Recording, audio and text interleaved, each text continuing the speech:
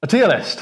Yes, our first tier list. I think this means we're officially YouTubers now. Hey. I've always wanted to do one of these. Yes. I just felt like we never really had a good opportunity until Tabletop Alliance 2.0 came along. Oh, yes.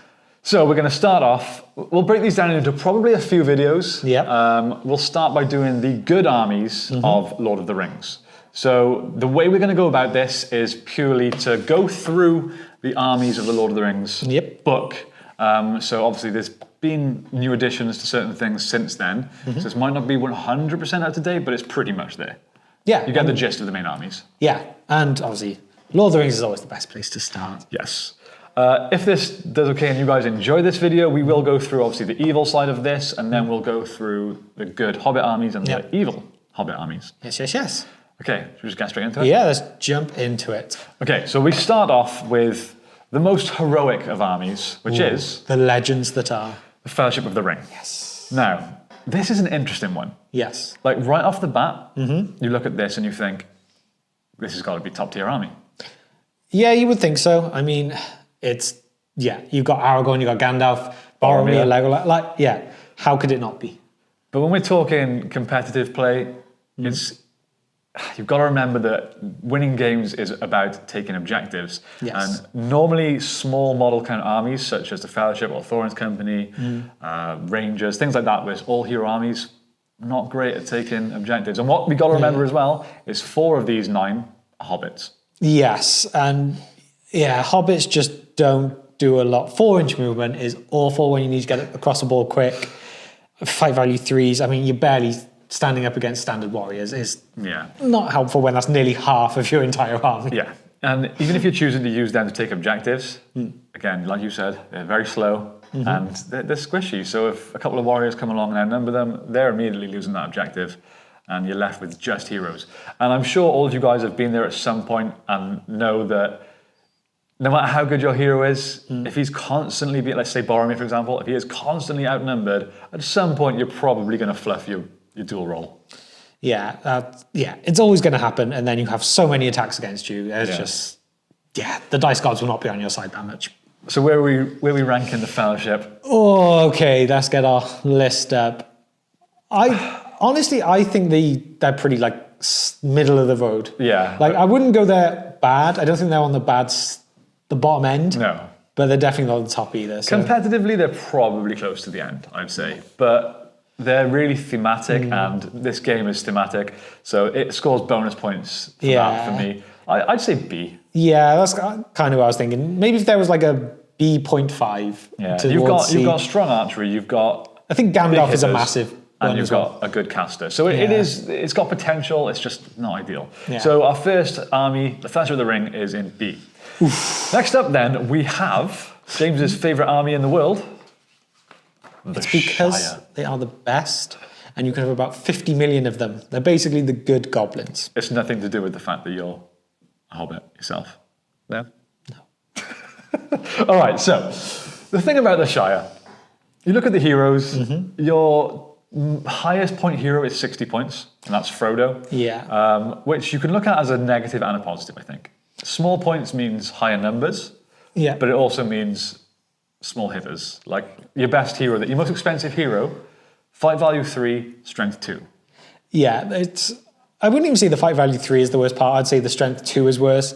But also, again, it's that 4-inch movement that will just take you 5 years to get anywhere. Yeah. So especially if, like say, if there's objectives and maybe one's been taken and you want to move across to another one, that's suddenly becoming a 3 or 4 turn move as opposed to potentially just a 2-turn move, depending on obviously marches and stuff. I mean, they can have ponies. They can, but they're only ponies. They're not horses, and it's like I still want a game with them. Yeah, I still want to see how they do. But they're fun, and again, you can really overwhelm. I mean, even Sam, who was probably their second best hero, is only 45 points. So he has a lower point count than your average man captain. Yeah. So you can pack these out. Like let's say 105 points for 2 heroes there. And we look at the warriors. Are they about 4 or 5? 4 or 5 points. Yeah. Hobbit militia 4 points. Archers 5, and sheriffs 5 as well. So you can pack them out. I mean, I don't know why you'd ever take militia, if I'm perfectly honest. fight 1. They're fight value 1, and for an extra point, you can have a sheriff, which is fight 3. Yeah, and has a hand and a half club. Yeah, they don't do enough. I mean, they hit on 3s for archery. It's okay. It's okay. It's a short bow, so it's only 18 inches as well. Yeah. It's just not great. They're probably the worst, like softest hitting army. Yeah. They're basically throwing pillows at you and hitting you with pillows. But yeah, like you say, numbers can always play a big part, especially in objective-based games. But what takes it away from that is the slowness. Yeah. It's taking forever to get to an objective. Even if you can put 20 hobbits on it, it's tough. It's tough. And I mean, defensively as well, they're weak. Yeah. 3s. Yeah. So, yeah, even against just standard archery, they're really susceptible. Yeah. Let alone if you're against like an elven bow, a crossbow, then you're getting wounded very easily. Yeah. And you could basically sit back and let them come towards you because of that 4-inch move again. True. It's just... Yeah. I mean, I know they've got like traps and little extra things, but yeah, I think in general, if we bring them up into our list, I think they're low.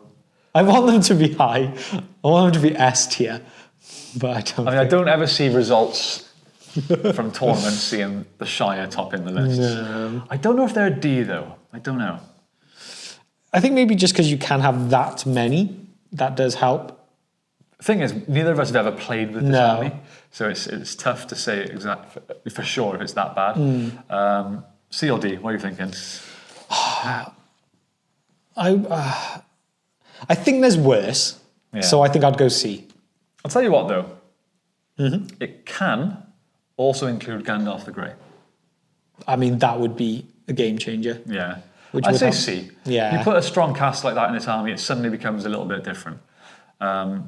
Yeah, I think that's a fair one. I'm pretty sure they can also include Dunedain, so Yeah, you can tough it up with Dunedain. So yeah, it's definitely not the worst army out there, but it's certainly not the best. Speaking of Dunedain, the Rangers is our next army we're going to look at. One of my personal favourite armies. Whether or not it's strong enough to put right up the top of this tier list, I don't know. But the thing with the Rangers, obviously, it's an all-hero army, because every Ranger, whether it's Ranger of the North or Dunedain, is an independent hero. Yes, but I think that, although that makes him good, it makes him so expensive. Yeah, your cheapest model in this army is 25 points. Yeah, and is the Ranger of the North that get the extra attack? No. So they get extra attack. That's their army bonus. That's the army. Oh, sorry. Okay. Yeah. So I just don't think they're like. I like the idea of them. Yeah. But one like we've had experience of, or more you, difficult to track, which I think makes the game a little, say, less enjoyable, but a bit more faffy. Though we were presented with a nice solution for that, which I think is a great answer, and that was put loom bands on the model. Yeah, that does help. help. Works really well. That does help. I mean, yeah, we could definitely go for Rangers versus Hobbits and see how that goes down. That would be a fun one. I think Rangers would slaughter. There's only one way to find out. I don't know. I mean, I can have like an army for your Arathorn. So that's true. That is true. the thing with this army is you can also take Strider as the leader rather than Arathorn. Yeah. More expensive again, unfortunately, but he's as we all know, he's a very, very strong hero. Strider versus Gandalf. Oof. Best buds, aren't they? Yeah, I mean, we played this army recently against an army of trolls. That army took 6 trolls, so we had some big monstrous people, creatures, and also a few orcs. Yeah. So I think they were still outnumbering the Rangers, or was it? I can't actually remember. No, it was very close either way. And it was actually those weak orcs dying that led to the breaking, that led to the... True. Not so good performance. No. Either way, Rangers absolutely slaughtered them. They did. They've performed okay so far on the channel. As for ranking them, I just don't think you can put them too high because the model count is so tiny. And they are quite squishy. Defense 4, they die relatively easy. Defense 4, 1 wound, 1 fate, 25 points. I'm probably going to put them around the sort of same region as the Fellowship. Yeah. I am wondering if, as this goes, some of these may get rearranged slightly. Maybe. As more armies get introduced. But yeah, currently, I think they're on that same kind of level as the Fellowship, just because I think, like you say, model count and stuff does play a big part in these things. Yeah. So, yeah, okay. On 2 Bs and a C. Okay. Next up, we have Numenor. I've got to roll your R's when you say Numenor. Yeah. This is a fun one. It is, but also it's one of these armies we hope kind of gets a bit more love in the future. Yes, I think it will. It needs a bit more variety to it. It does. The fun thing about this is the heroes. We have Elendil and Isildur, two really, really cool heroes, which I absolutely love. Of course, you just have a standard captain as well, which kind of sucks. But Elendil and Isildur have some really cool rules, and their stats are insane. Elendil is fight 7, which is a rarity in MESBG. He's also strength 5. That's a big hitting hero. Yeah, I mean, he is the High King. He is the legend that basically, well, died fighting Sauron, but took down Sauron along with Gil-galad. So anything less, if anything, I almost feel like that's underappreciating how great of a king he was. I mean, what was he, like 8 foot tall? He was absolutely nuts. So he deserves to be like right up there. He has a similar rule to Aragorn, but this is because of Narsil. But rather than getting a free point of might each turn, he gets a free heroic combat each turn, which is huge. I think, when he's that good, fight 7, strength 5, defense 7, 3 attacks, 3 wounds, 3 might. Like, my God, that could tear through armies alone. Yeah, I mean, he's one of the reasons that in my head, a Last Alliance list is just so deadly in general. I know we're doing just Numenor for this one, but if you have a Last Alliance, like, alliance... He teams up with Gil-galad. If you've got those two as their heroes, okay, yes, points-wise, that's like nearly like 80% of your army done. Like, but still, they hit that hard, it's almost, you go, well. Yeah. The only thing with Numenor is you're very limited in your choice. Yes, you have that is a bit of a 2 heroes, a captain, and then just warriors. That's it. They definitely need some love. I don't think it's very sensible in a way. If you're playing like 750 plus points, I think you need to ally them with someone. Yes, probably Rivendell. Yeah, I mean it makes sense, and I don't know why you wouldn't, but yeah, like you say, it's like competitively they probably work okay. It's just the lack of options. Yeah, they're not as maybe enjoyable to play because you're very stuck in what you have. Yeah, options-wise, you can put all of your heroes on a horse, but a horse is not an option for a standard warrior. Yeah. So you can't have Numenorian cavalry, which is a shame. So you lose out on speed with this force.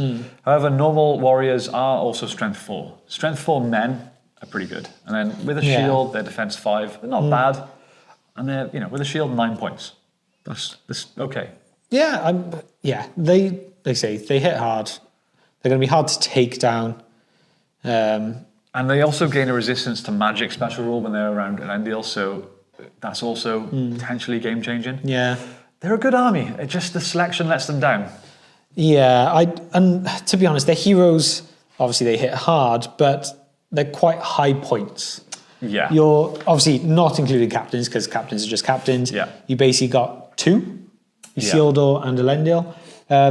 I mean, they mentioned an Arion, but an Arion doesn't have an actual profile in here. But the cheapest is 120 points. Yeah. So if you want both heroes to lead your warbands, that's over 300 points straight away, with no upgrades either. True. That's just their base values. Isildur can have the ring for free though. Okay. But only if Elendil's not there, I think. Yes. Okay. Yeah. I mean, I don't see them being like they're not going to be awful. Yeah. But I don't think that they're I don't think they're top tier. I think it's going to be another B. It looks like that. It's another mid-tier army. I like this army. I suppose one thing we should kind of preface with all this is that this is a very balanced game, as everyone knows. So realistically, everyone should be in the same tier. Yes. There shouldn't be a standout. There shouldn't be anyone who's too far below because everyone should be playable and winnable with. I would say this army is so close to being the next tier up. I would say give it some cav, give it maybe a caster, something like that. A bit more variety in its function, and suddenly this is an A. Yeah. A tier list. Anyway, next up we have the big boys, Minas Tirith. Oh, okay. I think straight away this is a top. Yeah. This is going up there now. Because there's just so much variety you can have with them. Yeah. And some of the heroes are just ridiculous. You've got some of the best heroes in the game. I mean, you've got Aragorn, King LSR. 225 points, I think, immediately makes him not a takeable hero. Like, it depends on the points that you're playing game-wise, but I don't know. I think 225 for Aragorn may be a bit too much. But it doesn't really matter because the next option is Boromir. Yes. I mean, yeah, Boromir is just nuts. 65 less points. Yeah. If you go for Captain of the White Tower. Yeah, although if you do on the banner, that's 40. Yeah. Yeah, so that's kind of a big one. But you can have banners elsewhere, although obviously they're not as good as the banner of Minas Tirith. But yeah, I've always found Boromir the worst one to come against. So obviously you like Minas Tirith, so I've played against Minas Tirith a lot. And I hate having to come against Boromir. He's savage. Yeah. He's debatably the best good hero, in my opinion. Captain of the White Tower, I mean, let's just read the rules for the banner. Okay. The banner of Minas Tirith has a range of 6 inches. Additionally, all friendly Gondor warriors within 6 inches of it gain +1 to their fight value. That's massive. Yes. Note this is cumulative with other bonuses to a model's fight value. Boromir suffers no penalties for carrying the banner of Minas Tirith. He may not carry it if he's also carrying lands. Wow. Imagine having all your warriors within 6 inches of that, having +1 fight value, and re-rolling a single dice to duel. Like that. That's insane. Yeah. And it's cumulative. Yeah. So it does stack with other benefits. Yeah, it's nuts. And of course, yeah, Boromir is great. You put him on a horse as well, which gives him even more added like bonuses to it. Yeah. But even if you don't want either of those heroes, you've still got someone like Gandalf the White. Yeah. Who It's a very expensive figure as well. Again, yes, they are very expensive. But even so if we ignore Gandalf for a minute then, like even the lesser heroes, obviously you could have the likes of Pippin and Denethor, which sure. But Faramir is not exactly a bad hero. Even like Baragon isn't awful as a captain. For 30 points. Yeah. Yeah. The Ranger captains, Madril, Damrod. Yeah, you got like Hurin of the Tower. What's his name? Keith. That's the one. Yeah. That's one of the things I love with them, though, is that you have so much variety in the heroes you can take. You're not stuck with, well, if I run this army, I've got to take this one. Yeah. No, I totally agree. I think there's more to this army than what's in this book. Yeah. But even what's in this book is a lot. We've covered heroes, which are insane. You even just look at the warrior selection. We've got Warriors of Minas Tirith, Knights of Minas Tirith, Rangers of Gondor, Citadel Guard, Guard of the Fountain Court, Osgiliath Vets, and then trebuchets and bolt throwers. That's immediately way more choice than we've had for anything else. Like a lot more. Yeah. So that's when we talk about, stuff needing more variety. This is what we mean is, it's just giving us options. I mean, sometimes like you go, okay, well, to get the best army, you just take a lot of one certain thing, potentially, because they are the best thing on offer. But especially for us doing like our battle reports, we like having variety. We like making things a bit more thematic almost. Yes. So it's nice to have all those different options to give you something different. And in this, you can have a big, huge hitter in Boromir or Aragorn. You can have a decent caster in Gandalf the White. Again, a lot of points for what he does, but still handy. You can have 3+ archery with rangers and the heroes that go with them. You can also have some siege weapons and some decent cavalry as well in the knights. Yep. It's going to have to be an S tier. I think so. Our first S, Minas Tirith. Let's bring them up. I don't think there'd be many people that disagree with that. They're a huge army, and they're a very popular army as well. Yeah, 100%. One of my faves. Okay. But next comes one that, I mean, kind of goes with Gondor, really. Yeah. Because it's the Fiefdoms. And these were always like when we were younger, I loved Dol Amroth. Yeah. I don't know why, I've always had a soft spot for Dol Amroth. So Prince Imrahil is always, like, I would love to have just an army of them and play a game with just them. Yeah. One day when we can maybe get to enough of a model count to just do that, we will. Yeah.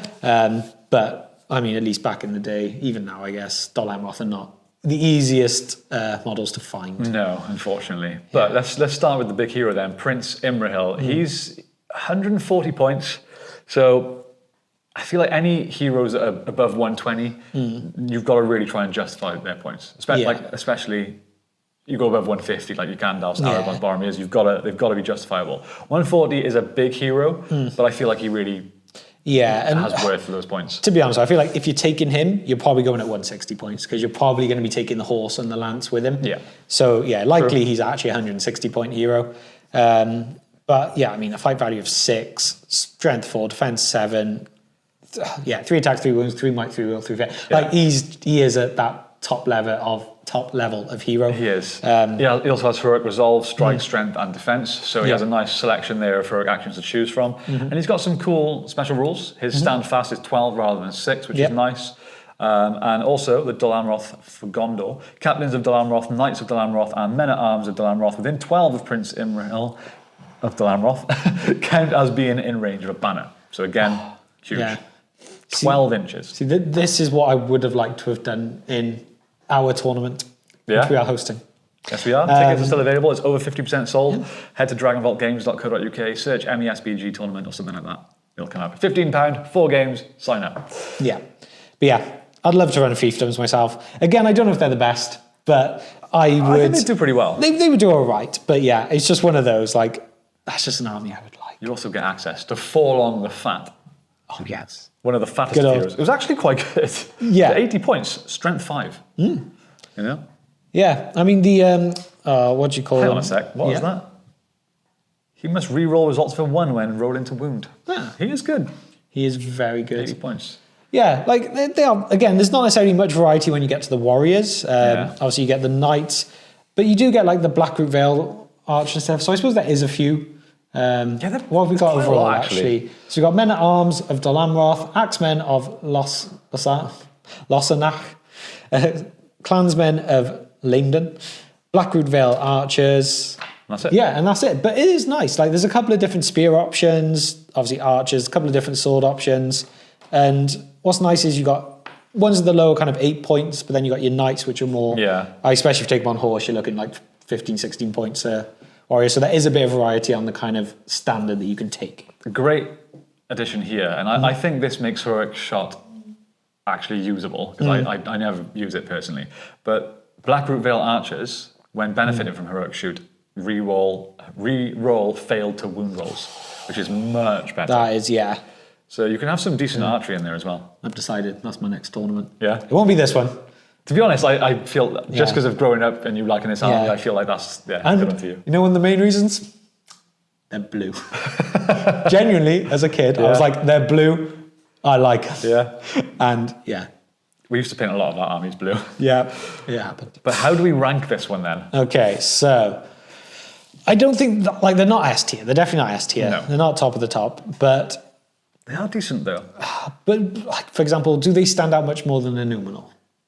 Do they really? I think they do, because they do have cavalry, they do have decent archers, and they've got a lot more variety. Yeah, and although, like you say, Imrahil is potentially up to 160 points, the ones after him aren't too bad. You're looking 60s to 70 kind of point range, which isn't awful. So I potentially put them in an A. Yeah, I wouldn't disagree with it. Again, competitively, don't see them topping list that often. No. But they could be. I think if the right players experimented with these armies, they definitely could. So let's go for it. Putting Forlong in A. All on the fat. All right, Dead Men of Dunharrow. Ooh. This is a really interesting one. Yeah, like this is probably one of the main ones of going, there's not much variety to this army. Yes. But it's unique. It doesn't go against them here. No, it's very, very unique, and the main reason for that is the fact that they wound against courage rather than defense. Yes. And a lot of evil armies have very low courage. It's awful if you play against them. It is. What game did we do? Dead versus...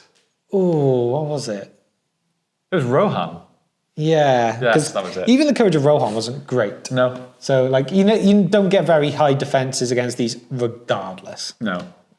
Yeah, it is pretty savage. And the king, especially buffed up with the heralds, he's a solid hero. Yeah.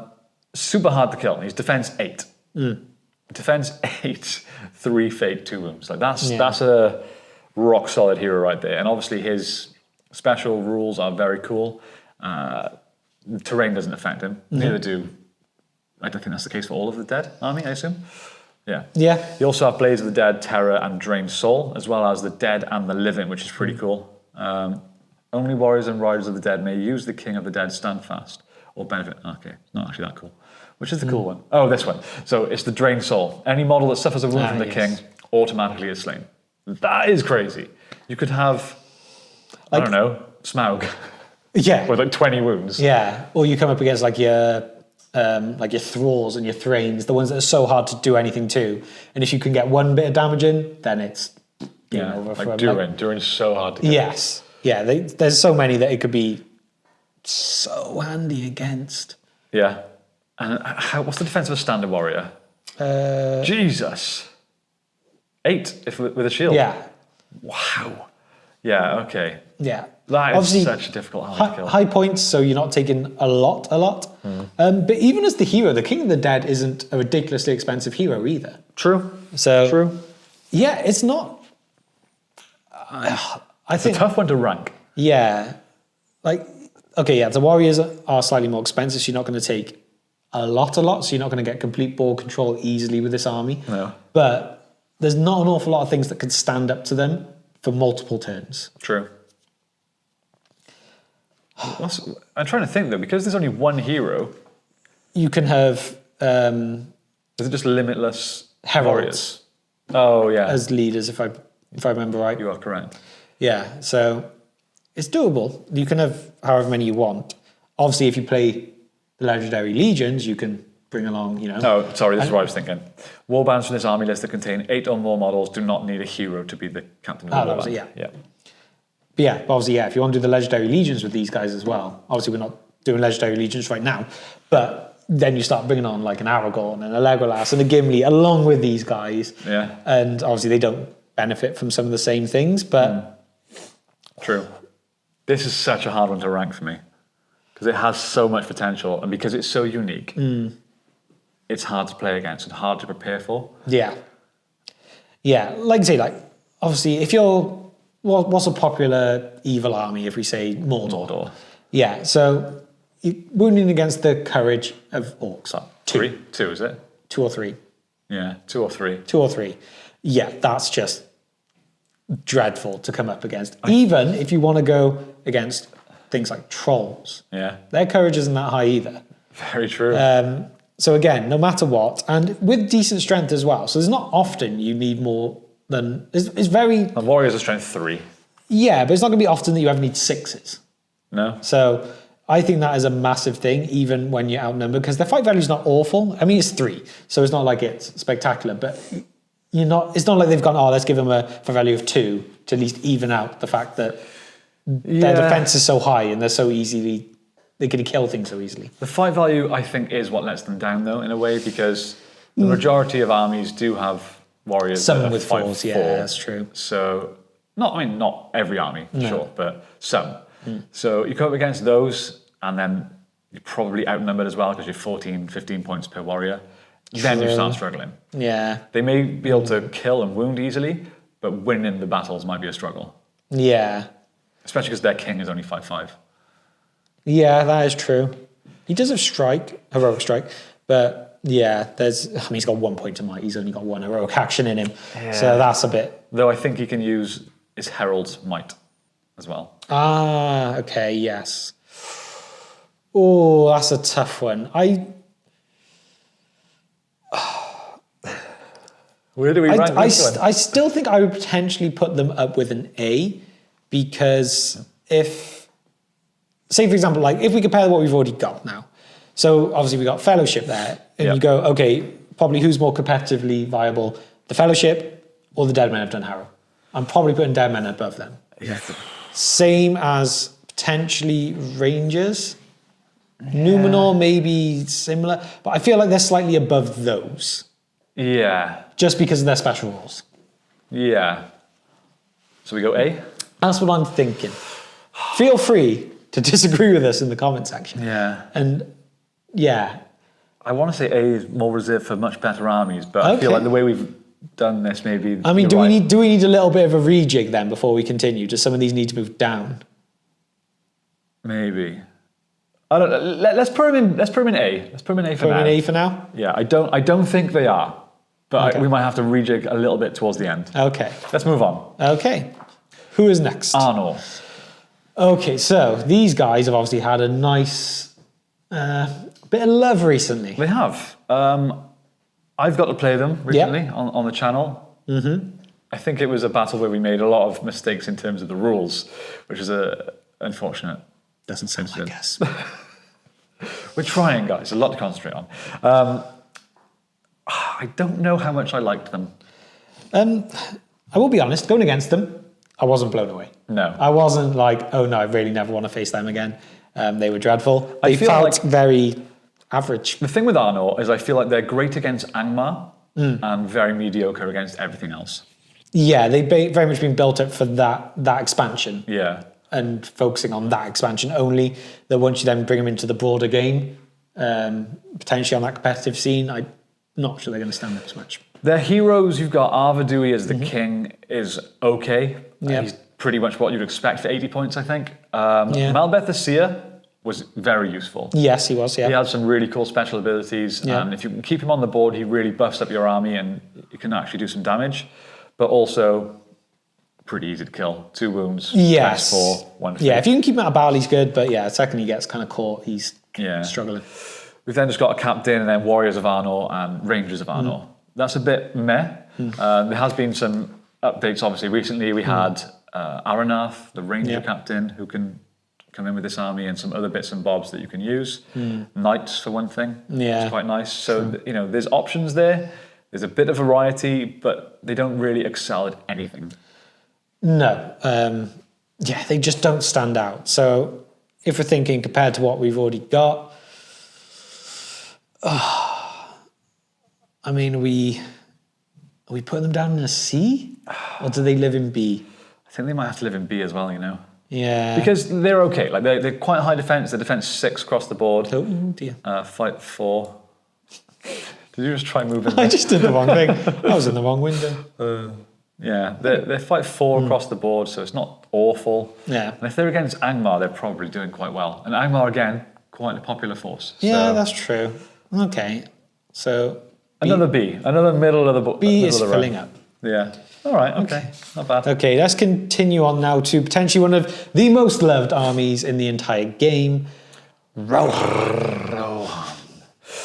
Okay. Yeah, they just have so much going for them, Rohan. They really do. If you like cavalry, they're the ones to be.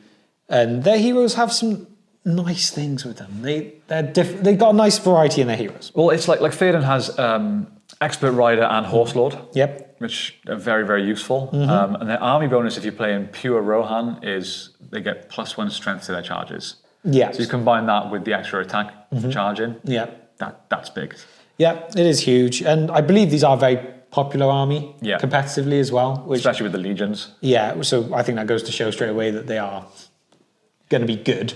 The only thing is, they're a very priority-based army, I'd say. Because to really make use of Rohan or any cavalry-based army, you need to be winning priority. You need to be getting your charges Yeah, you off. need your charges. So unless you can tactically be very good at your distances, Yeah. and then hope people aren't getting if they move second and move first, that you've got to take that into account as well, not just one move. Yeah. So yeah, it is a tough one, and we've noticed in the past that quite often, the cavalry just don't do as well as you hope. You pay all these extra points for them, you lose a couple of priorities, and suddenly they're gone, and you go, oh well, I've wasted so many points taking the horses when they did nothing for me. Yeah. No, and the other thing is, if you look at Rohan from a foot soldier perspective, if you're not heavy on the cav, they suddenly become terrible. Yes, every time we use Rohan foot soldiers, we hate it, we regret it, and we go, we're never using them again. And then we do. Yeah. The answer is always just more riders. It's always better if you can take more royal guards and things like that with them. Yeah. But then again, you're increasing the points value of everything, means you're getting less models, and then that whole argument comes again.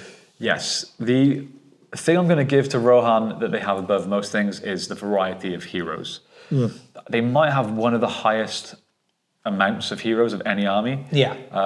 In my head, they do. They might not actually be if you count them, but I've always felt like they have. There's also different versions of Rohan you can take. You can take Rohan with Theoden, you can take him with Eomer, Theodred, Helm, Erkenbrand, Eorl the Young. There's so many versions of Rohan that you can take. Plus all the stuff in the new edition that's coming out now. We're going to get, obviously, Helm again, but the others that come with him. what's her name? Freya Yes. and Hammer and Haleth? Yes. Not Hammer Captain. No. Early Hammer. Different Hammer. Yes. Yeah, so you've got tons of choice, and there's arguably more choice with Yeah. Rohan than any other army. So And even having like some like Grimbold. Absolutely love Grimbold as a hero. Oh, he's amazing. When I used him, what was it? It's the +1. If you use Helmingus, they become strength 4 instead of strength 3, which, yeah, that can be huge. savage. For an extra point. King's Huntsman. There's just so many cool Yeah. options. Yeah. So I feel like There's only really one place. this could go. there's only one. They're going to the top. They are. Probably, I mean, the two armies we've got in S tier at the moment are probably the two most popular armies, I'd say. Yes. For good, obviously. Yeah, yes. Yes, And yes, I yes. think for good reason too. Yep. They are absolutely fantastic. Okay. Who is next? You want to know who's next, James? The great ones? The biggest army in terms of choice. I'm so excited. It's the Wild Men of Druadan. Oh boy. I don't know anyone that's ever played a pure Druadan army. I don't even know anyone who's used them. No, same. Yeah. You get Ganburi Gan. Oh, of course, yeah. Who could forget Ganburi Gan, honestly? Do you know what puts me off these though? I just don't like the design. No, it feels very... Like reading the books, this is never how I pictured them. No. No, I didn't picture them quite so yellow. And yeah, I don't think there's an awful lot to really say about these guys. So to break down this army very quickly, we have one hero, Ganburi Gan, and we have warriors. That's it. Yeah. Warriors are 9 points each. They are fight 3, strength 3, defense 3. Right.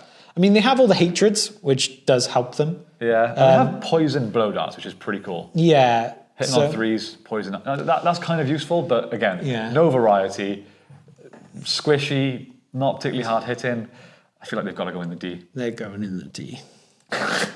Stop doing that. I'm looking at the wrong screen. Okay. Anyway, let's move on from them. Okay, we're going from one of the bottom ones to a big hitter, Rivendell. Yes, this is another that I've always enjoyed. I love Gil-galad as a hero in the lore, and it just meant that I've liked him in the game. Yeah. And I mean, fight value 9. Fight value 9. I know, just from that, I know where this is going. I think he's the highest standard warrior, not monstrous model type fight value in the game. Fight 9 is just insane. Yeah. And on top of that, he's strength 4, defense 7, 3 attacks, 3 wounds, 3 might. Although only 1 fate. And I think every character that dies in the lore is 1 fate. Yeah, So. well, Elendil had 3, didn't he? No, he's 1. I thought he was 333. Nope. Oh, I mixed him up with someone else. Yeah. But yeah, it's the usual thing. His standfast is 12 instead of the 6.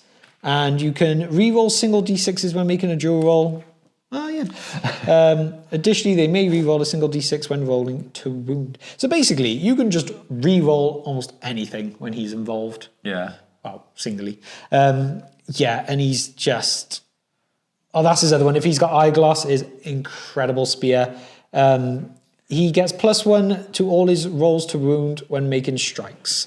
So when you consider that, along with being able to re-roll, like, yeah, I don't care the points value. I'd be taking him. And he can re-roll a single d6 when making dual rolls. Like, it's Yeah, just, you that's combine those two things. Yeah.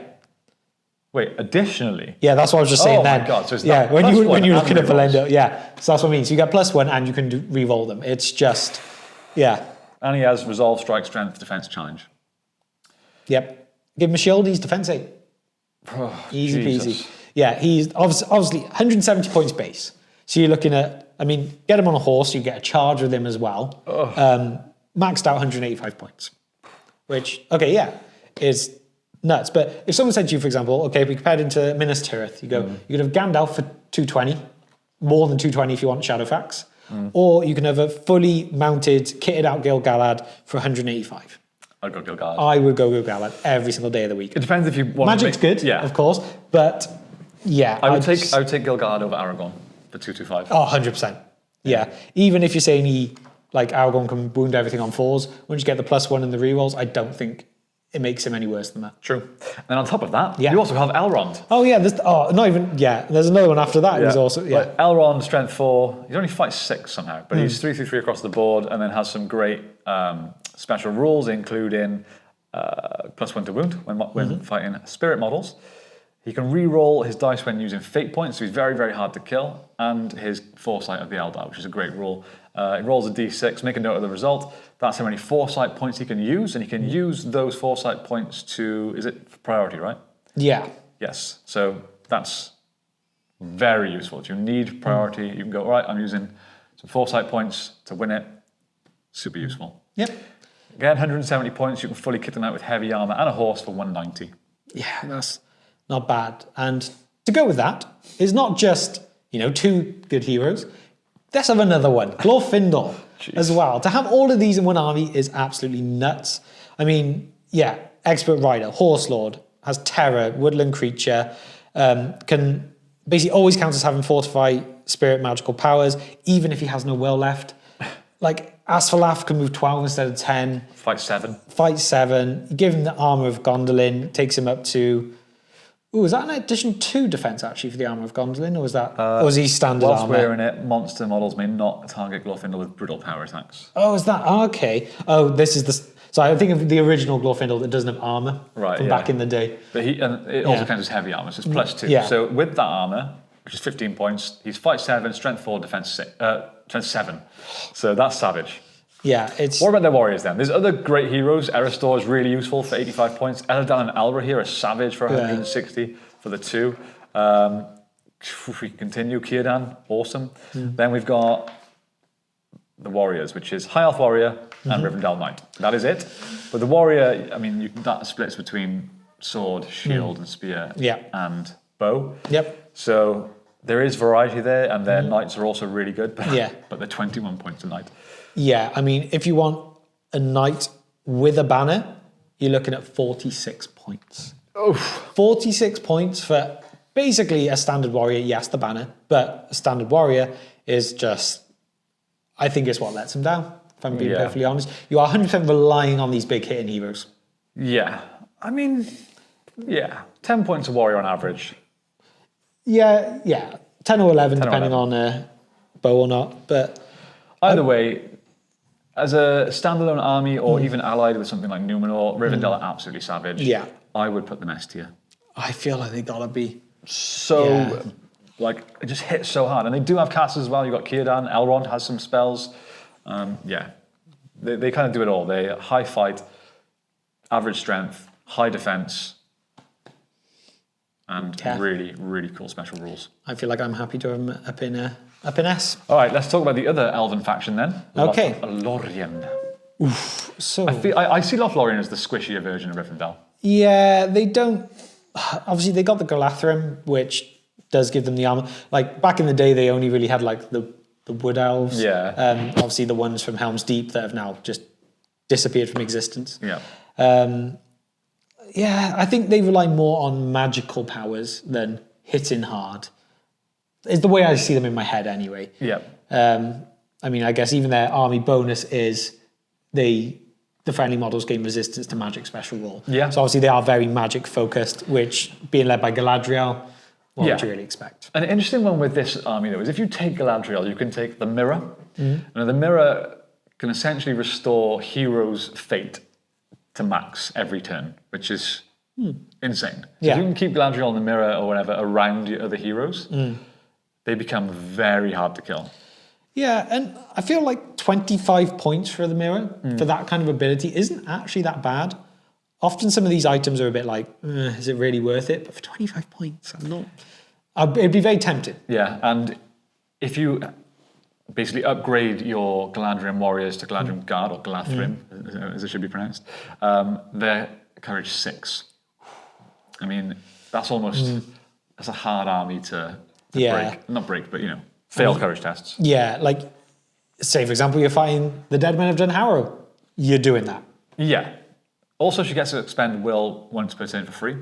Nice. And she has 4 spells, Blinding Light, Blessing of the Valar, Immobilize, and Command. So, again, they're game-swinging spells right there. So she's a great leader. Although I guess the only thing is you don't really want it in battle. No. So you're paying heavy points for someone who's going to sit back. Yeah. Other heroes then, you have Celeborn, who is... Who is more of the warrior. Yeah, still quite squishy defense-wise, though. You can give him heavy armor and a shield. So for 155, he can be defense 7. So that's which is what you'd want. Lord of the West, Lord of Lothlorien, is a standfast of 12. He also has some magical powers. You've got Rumil and Haldir, who are both kind of middle of the rung sort of heroes. Yeah. Rumil being more expensive than Haldir. Okay. Yeah, both useful characters though. And then just a casual captain. Warriors then. Sorry, Gladrim Stormcaller. Ooh. Interesting. Kind of forgot about this guy. Yeah. We don't have that model, so yeah. I mean, heroes-wise, again, good, but don't blow me away like Rivendell do. No. You know, the Warriors are just like I said, just not as good as Rivendell. No, I mean, stats-wise, they're basically the same, I think. Let's actually compare, because I think that's an interesting comparison. Yeah. I feel like they're like lower both defense. fight value 5, both hit on 3s. Oh, they are both, literally the same. So, they're all just a bit of the same. That's funny. In my head, I always thought that they were easier to kill, but I guess I'm... It might be because of the old wood elf. Yeah. That isn't quite as common with these them guys. now. Yeah. I mean, there's also sentinels. They're great, because you can use them in Mirkwood too. Yeah. This is a very good army. It is. But I just don't know if it's at the top. I don't think it's as good as Rivendell. No. So if we A tier? think of where we are, yeah, I feel like it might be an A. Yeah, let's go A. I'm happy with that. I think Okay. maybe just their best heroes don't do enough to swing the tide in terms of winning the battle. They might make you survive, Yep. which I guess for objectives could be very handy. But yeah, it could be a... Okay, these next two I think are going to be pretty quick. We've Yep. got Fangorn, Okay. which has two options, Treebeard and Ent. Treebeard is 190 by himself. Yeah. You can also add Merry Pippin for 10 points.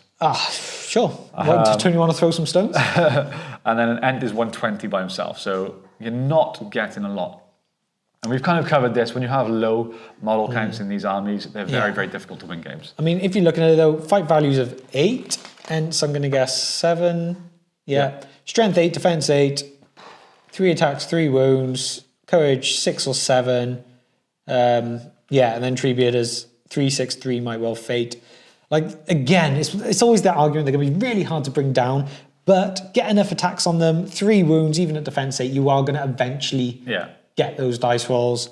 I guess the thing, it does help when they have things like terror though. So if you want to be surrounded, they've all got to pass the courage test. And obviously if you're doing that with something like orcs, you're going to be failing some courage tests doing that. You've got to hope you've got something around that's going to help get them into battle.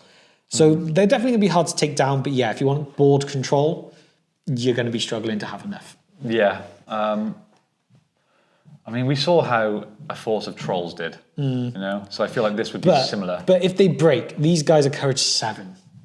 Yeah. So the chance of them breaking and running is so slim. True. But they're just going to be against almost every army so outnumbered that I just don't feel like they're going to do very well. I would put these guys...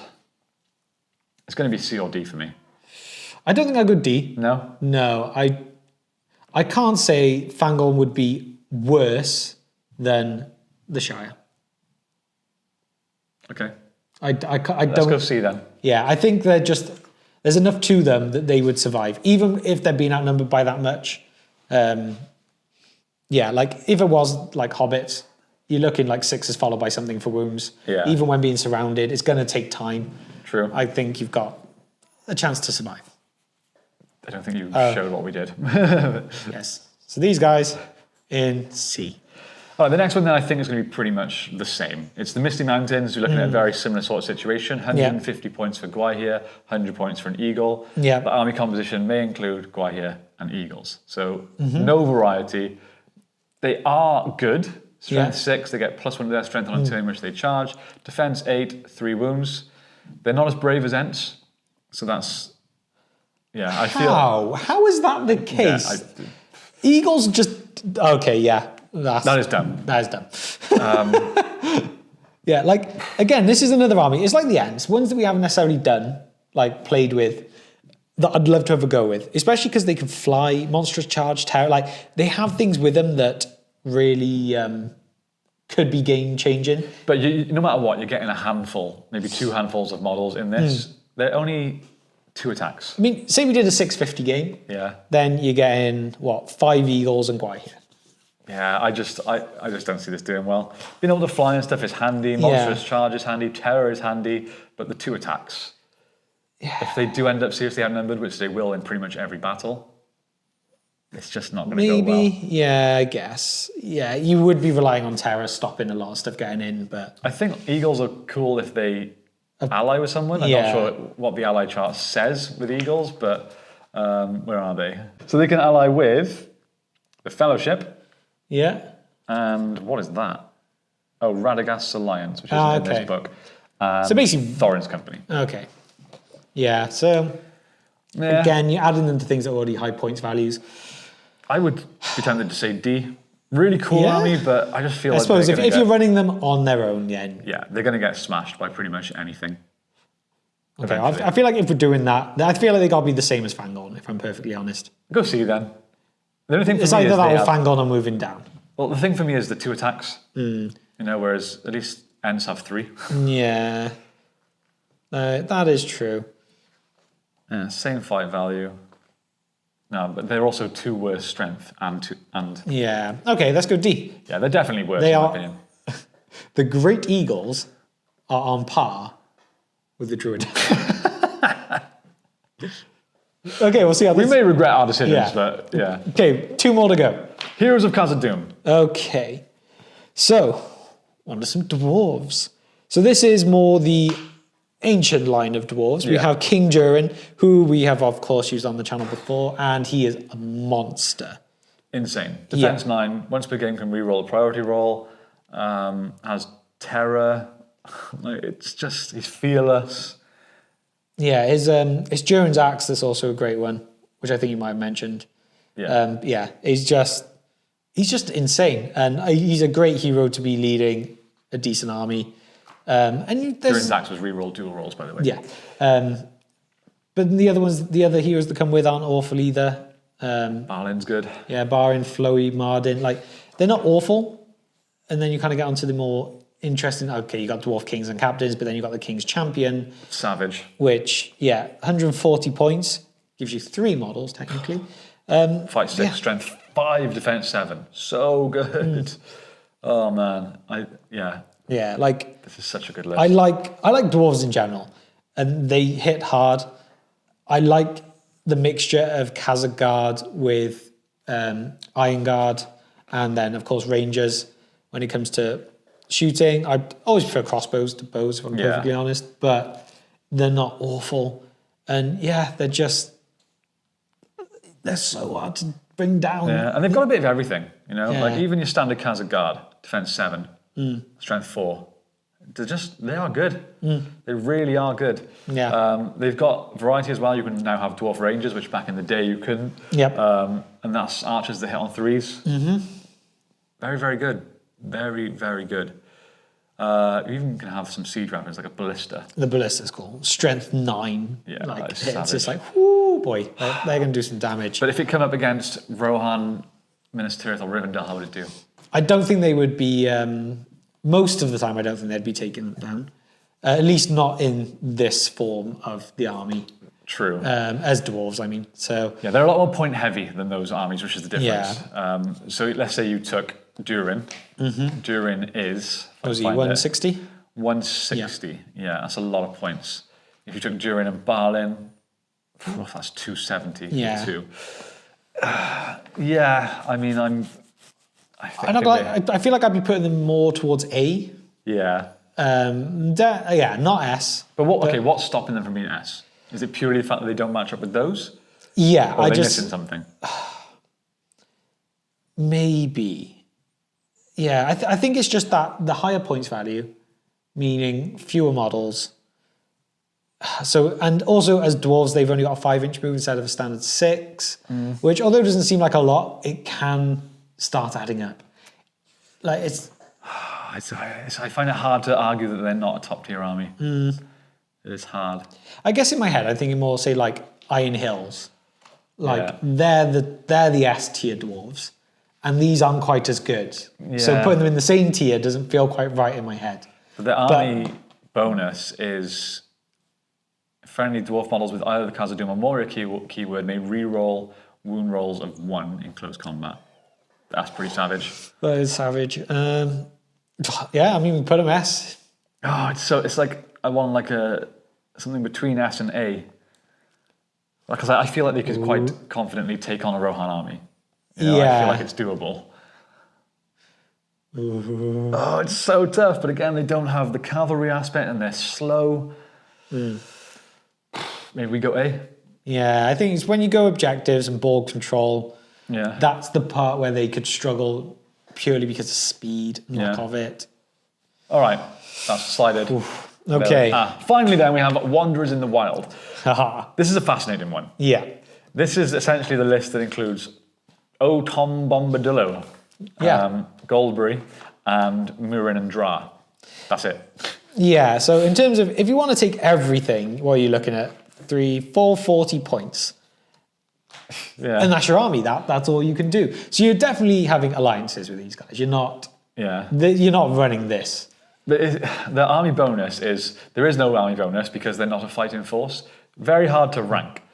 These characters in general, like Tom Bombadil and stuff, they're more characters that you want to be allying with other armies over playing this as an army, because you're not winning anything if you play this. No, they don't work on their own. No. They're just kind of there for a bit of fun. It just means as an army, they just... What's funny though, the Wanderers in the Wild represent the strange and mysterious folk who do not fit into any army, and as such are not represented as an army on the Alliance Matrix, Allies Matrix. Each profile in the Wanderers in the Wild will state which armies they can ally with. So Tom Bombadil, for example, states... somewhere. Where does it state it? Oh, convenient allies with all good army lists. So, okay, that's not too bad. Yeah. Cool. So he's a yellow ally with everyone. If you have him in your list, he's very frustrating for the opponent. Yeah, He can basically, it's essentially like transfixing some, like he just immobilizes whatever they can do. Like he just shuts down another hero. If he goes into combat with them, that person's not doing anything. And he automatically wins. He cannot die. He can potentially be removed if he's in like 15 odd battles or uses some spells. He runs out of will. Yeah. But yeah, he's very annoying. Not sure if it's worth 160 points. Maybe if you're playing 1,000 points. Yeah, if you're playing the higher points amount, I think he is almost worth just to be that annoying, and the kind of things he can do is very hard to do with anything else. But I don't know, I think personally, I just wouldn't want to take him because of the lack of, like, he's only there to annoy and frustrate. True. He's not there to clinch the victory. No. He's kind of there to stop the other person doing stuff. Yeah. Which I would almost prefer not to go that way in the way I'd want to play the game. Yeah. Obviously, if you're there just to win, then he might be an option. Yeah. But yeah, I guess in terms of what we're doing here, though, it's pretty obvious.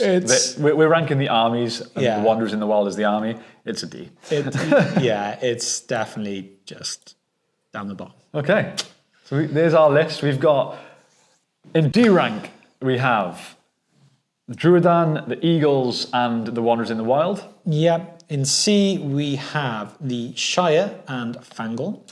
In B, we've got the Fellowship, Rangers, Numenor? Yep. And Arnor? Yes. Yeah. The images are very small. In A, we've got the Fiefdoms, the Men of Dunharrow, the Lothlorien, and Kazad-dum. Yep. And then finally, our top tier armies for good of Lord of the Rings are Minas Tirith, Rohan, and Rivendell. So looking at this now, do we want to make any last minute adjustments? Or do we think from the beginning, like for example, do we want to drop maybe the Fellowship down? Or do we think that, like, if we think competitively now, are they really going to be winning much? Well, I think Numenor would beat them. I think Rangers could even potentially beat them. I'd say we drop Fellowship down one. Yeah, that's what I'm thinking. Fellowship's a C. Okay. Apart from that, it's a very even spread. Yeah. Which I'm not going to lie, I wasn't sure if it would go that way because, like you say, the game is balanced. It is. So, in theory, they should all be within 2 or 3, maybe.